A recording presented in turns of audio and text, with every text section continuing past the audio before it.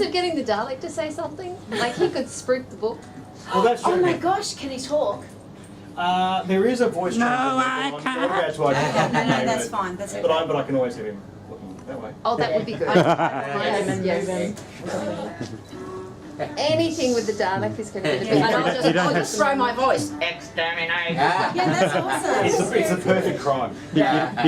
Can you balance a book on the Dalek? That's worth it. We did that. It's really a shame you can't still go. You just need to stick a knife out of there and just go. That's slightly terrifying.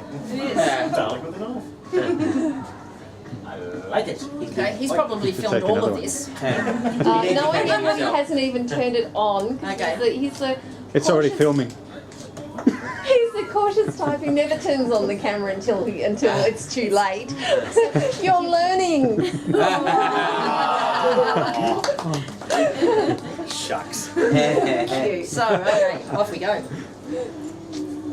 Yep. Cool.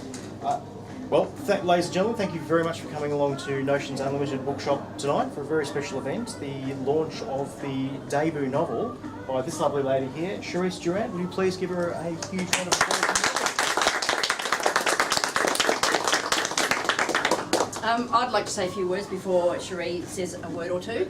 I'm Lindy Cameron, I'm the publisher of Clan Destine Press, and I am absolutely thrilled to be Cheryse's publisher. Cheryse is publisher. This is a fabulous novel, first in a series, a trilogy, maybe a 5-book trilogy, who knows with the way these things go. And it's a fabulous young adult urban fantasy. It's a romance, it's action, it's adventure, it's a quest, it's everything you could possibly want. And I really am very, very proud to be the one who snaffled her up from Queensland at the Bundaberg Write Fest to be the one to publish it. So that's my 2 cents worth for the occasion, and I'd like to, I think pretty sure Cherie might like to say a word or two.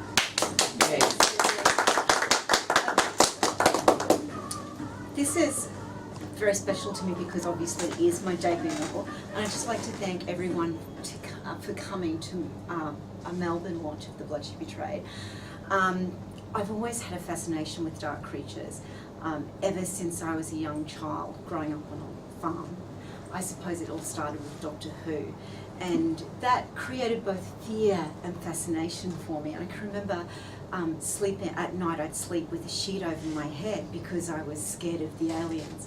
And my mum used to go, don't you understand that those aliens don't exist? They're made up by writers. And I'd say to her, of course I know they're made up, Mum. But it's the other aliens that I'm worried about, the real ones out there. So I think my family being farmers who are more interested in stock whips and saddles than aliens and spaceships and demons and fantasy, mythical fantasy worlds, thought that I was swapped at birth. And my sister used to say to me, she said, I always thought my sister was strange, and now I've just realised she's a writer. They're all the same. And with the launch of this book, she's actually got quite on board with it because some of her friends will go, oh, I really liked your sister's book. And she'll go, I know, isn't it wonderful? She's my sister. I understand it now. She's a writer. So it sounds like it excuses the last 30 years of my past or something. But yeah, growing up on a farm was very interesting for an aspiring author. So my days were filled with stories, and you can make up a lot of stories on the farm. And when I discovered speculative fiction authors, I spent a lot of time reading. And I can remember my dad had this special family tradition that we'd go fishing every Good Friday. And so we'd go down to the lagoons, and there was these rods made of this wooden stick with this line on the end, and we'd feed the little worms onto the hook. And I used to do it because it was a family thing. It was important to my dad. But this year I'd finished, I'd come back from my first year at university, and I was reading a particularly good David Eddings book, as this one's had Spar Hawk in it. So I was reading it, and we went down to the lagoons, and I can remember reading the book as as we were doing the fishing. So I actually wedged the rod into the dirt, and I was reading my David Eddings book, and all of a sudden I heard my sister shout out, "Cheryse, get the bloody rod!" And I'd look up, and it was like, "Oops!" And the fish on the end of the rod had actually grabbed the rod and slid it into the water and was travelling it all the way across to the other side of the lagoons. And I can remember just standing there with my book and going, I wonder what's happening in my story. I wonder what we can do about the fishing rod. And my little sister, who was 2 years younger than me, she actually took the jeans off, grabbed a net and ran into the lagoons through this muddy, murky, disgusting water to actually grab that fish with the net. And I can remember thinking that this is one of these strong female heroines that inspired my stories.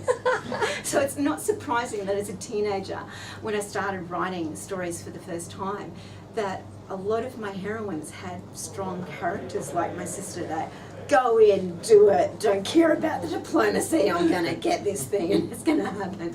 So I started writing as a teenager. I can remember my first novel was one of those superhero books, and it was set in Australia, so it was Australian girl superheroes. So I was emulating all of my favourite books and movies, but putting them in an Australian setting with a female heroine, because I was a female and I could relate to females.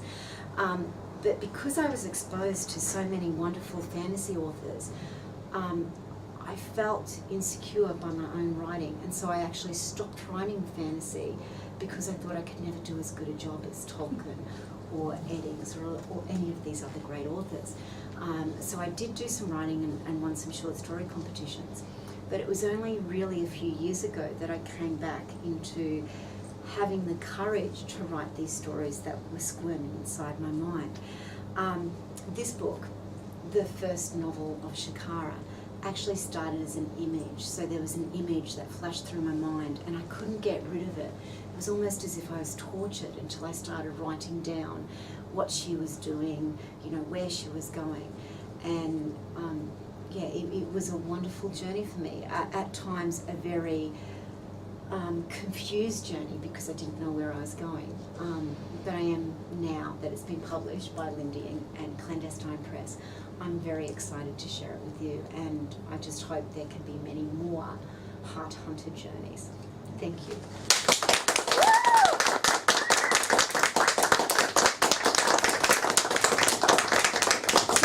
I can keep on citing books.